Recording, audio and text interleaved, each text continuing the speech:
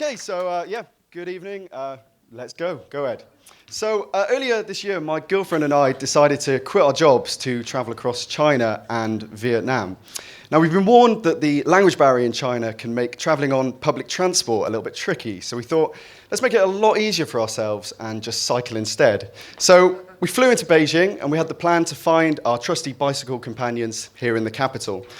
Now, according to a reliable folk pop source, there are 9 million bicycles in Beijing, and we only needed to find 2, so shouldn't be too difficult. So we had a look at making the bikes out of bamboo. We even found a Welshie branded bike in the centre, and have finally heard about a startup touring bike company called Bosky.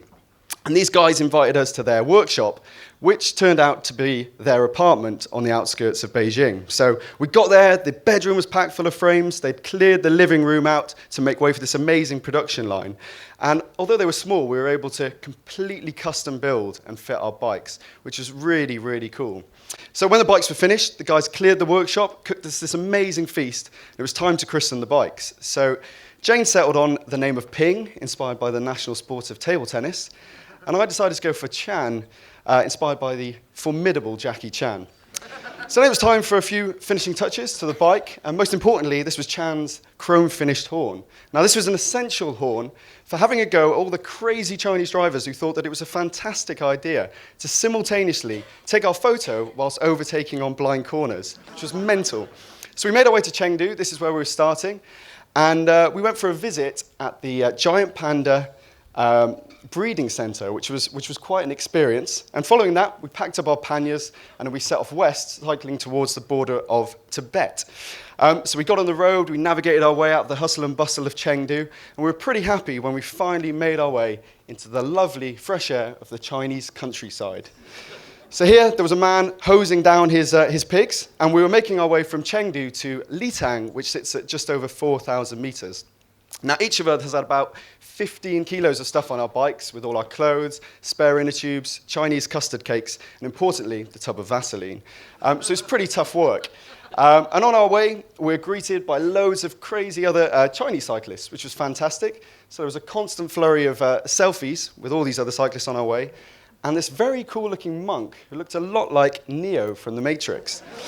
And over the next 10 days, we climbed and climbed and climbed. We did a total of 8,600 meters, and the thin air made these climbs really, really difficult, but the views were just amazing.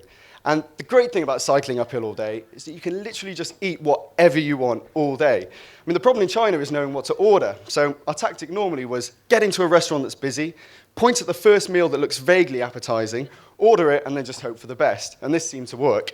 Apart from a couple of restaurants where they did kindly provide some translations. Now, this didn't always help. No, we never got around to trying the grandmother wax ribs, and neither got around to the Hujang dog either, but we certainly ate a lot of mystery meat. So from Litang, we went from Sichuan province over into Yunnan province on some of the best roads that I've ever been on, mainly because they were all downhill. So we went to the real Shangri-La. We cycled through the incredible Tiger Leaping Gorge and went to a load of places that I can't pronounce. And as we made our way towards the Vietnamese border, the temperature just started to rise and rise and rise, and the thermometer crept over 40 degrees. So it was time for some pretty drastic action to try and stay cool. So we engineered the cone met. Now, the cone met perfectly blends the shading properties of the Vietnamese conical hat with the safety and comfort of the bicycle helmet, so allowing us to stay both safe and cool on the treacherous Asian roads. Now, there was one slight issue with the Comet. You see, when you picked up speed, this basically turned itself into a mini parachute, and the resulting drag rendered this once must-have accessory for 2015 pretty much useless. So it was back to basics as we just donned only the bare essentials and continued riding. I'd like to take a moment now to pay homage to the fantastic beverage that is Tropicana Twister. Now, this stuff basically became our rocket fuel, and on our final day, we managed to take down 14 cans of this stuff.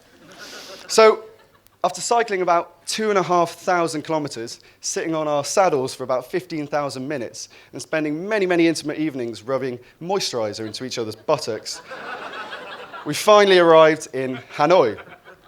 And I appreciate this has been a pretty whistle-stop tour of our ride. And I promised Jane that I'd try really, really hard to not put any bike-related puns in this. So I thought I'd just leave you with a little quote from Sir David Attenborough and say, go on, just get on your bike and just go for an adventure. I promise you, you won't regret it. Thanks a lot.